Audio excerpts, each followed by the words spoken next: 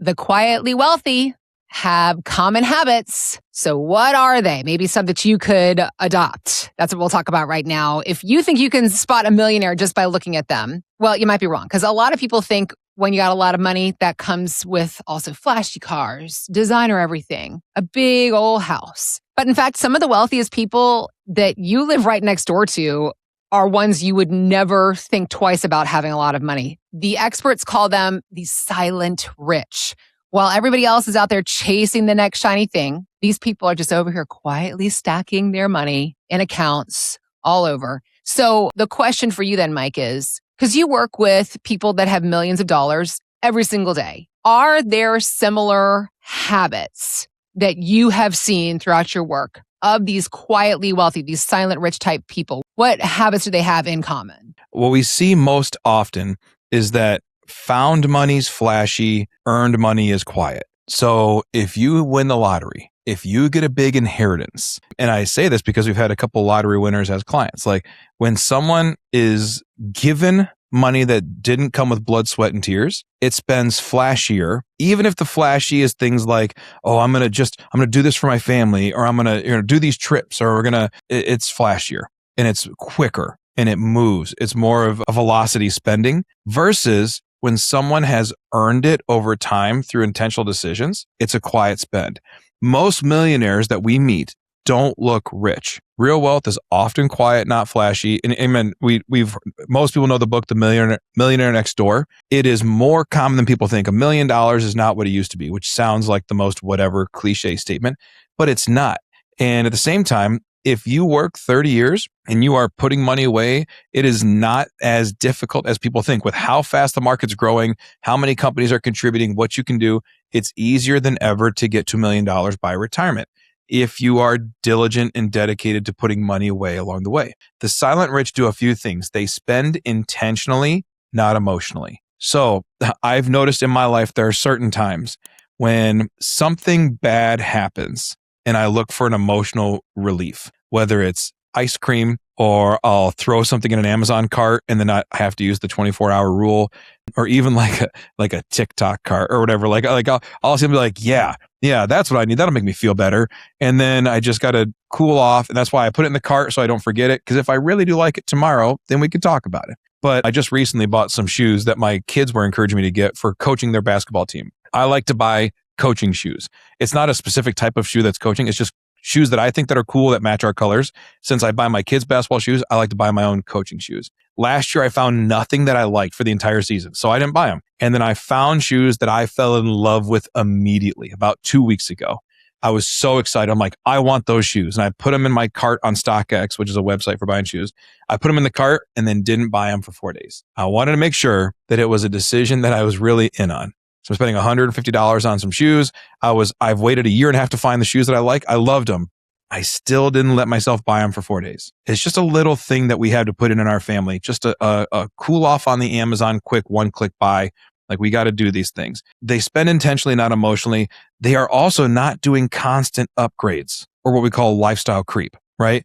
If you get a 3% raise, do your bills automatically go up 3%? If you get a 10% raise, do you buy a new car? Do you do these things? Why? Well, because now my income's higher. So now I need to spend this money because I earn more.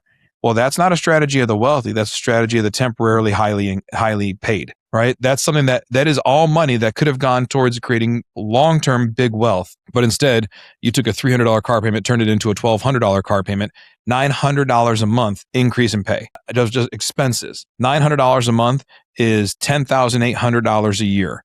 That could have been going into your investment accounts, that could have been growing over time. I'm not saying don't enjoy good things. I make sure that Kimberly and the kids are driving in a good car at all times. I have a nice car, but it's not a $200,000 car. It's not a G-Wagon. It's a nice GMC Yukon that we have because we have 4 kids and I got to cart kids around all the time. But I make sure that what we do is well within appropriate means. And again, I'm not trying to put myself in the category of like the ultra wealthy or anything like that, but we've done some things right. And it comes from the lessons we're learning from these people. We see the both ends of the spectrum. I get a raise, I get a new car. Hold on a second. That's what I did in high school. We would get like our tax, when I was in high school and first into college, I would get a tax refund and I would go see if I could get a better car than my Chevy Cavalier that I had or my little Chevy S10 that I had. And I would go to a place called Sundance Chevrolet here in Lansing. And this is before Cash for Clunkers took all the cheap cars off the market. And you could go get like a 10-year-old or 15-year-old Grand Am for like $2,000. And so I would try to take my tax refund and buy and up my car year after year. It's a stupid thing, but I enjoyed wheeling and dealing with it. But that is not a sustainable growth pattern. That is not a way to grow your wealth. Instead, it's a way to give yourself a temporary joy. A study came out and said that a new car gives you joy for less than 50 days. Less than 50 days, which means you haven't even made your second payment before the increase in joy. Now, you still enjoy the car. Like, I'm still grateful for the vehicles we have more than the vehicles we had. But when you get into a car and you just bought it, there's a feeling. You sit down, the smell is there. It's a beautiful thing. In less than 50 days, the joy it brings you is gone. And yet, you haven't even made your second payment of 84 payments or whatever plan you're on. So understand that temporary joy you get is not what will build wealth. And the wealthy don't do that. They don't allow lifestyle creep. They save automatically is another one. They're not flashy. They spend intentionally. They're not constantly upgrading. They save automatically. Raises and bonuses go towards building wealth, not bigger spending.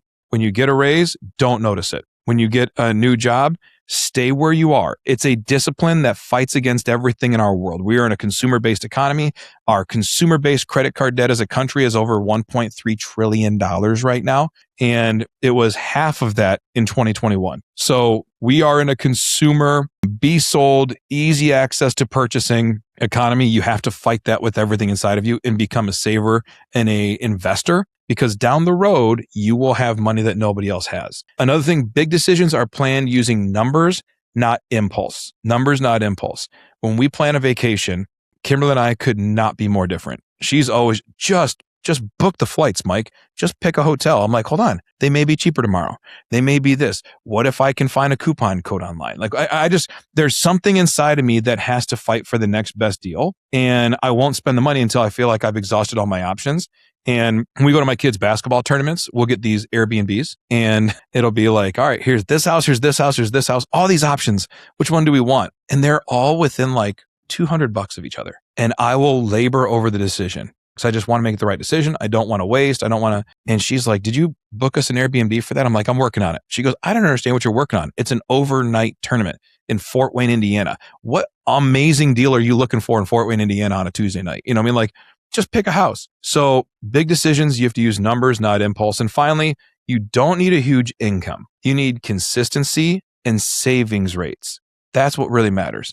The amount of your money you put away. I can't tell you how many people I sit down with that have $2 to $3 million at retirement who never made more than $110,000 in their career. Never. But what they did was they started out making 50 or 60 grand. They built a life there. And as their income went up, their life stayed the same or maybe slightly better. They had the natural increases. When you have kids, your bills will go up. There's no way around it. I sat with a couple this week. They're 30 years old, and they said their monthly groceries are $200 a month. And it just made me laugh and cry at the same time because we're over $200 a week with the 4 kids and Kimberly and I. So that blew my mind. But if you can keep your lifestyle here while your income goes up and make sure that the step-ups that happen have to happen, not choose to happen, that will give you an opportunity to live a retirement life that your peers will not get to experience because you will live a working life that your peers didn't experience. They want everything in the current. They want everything right now. They will buy now, pay later. They will do Klarna or I think Klarna or Affirm is now tied to DoorDash and you can DoorDash in payments, which is wild to multi-pay a burrito. Like you should be living a life of discipline and that's what they do. It's a quiet, boring habit and it produces amazingly boring and simple results. Save, don't spend, live in the future, the life that you're trying to live right now. It will create a good success plan for the future. Oh, you want to close? Oh yeah. Sorry. You're good. Live a life for the future. Okay. If you want help, if you need understanding, if you say, am I making the right decisions? Am I on the right path towards that retirement life? You can reach out to us at michigansretirementcoach.com. Set up a time for us to chat, to email, to talk on the phone, to do a Teams call, and just understand where you are and help you see if the decisions you're making will have the right compound effect down the road. Or you can comment down below and we'll reach out and we'll talk to you.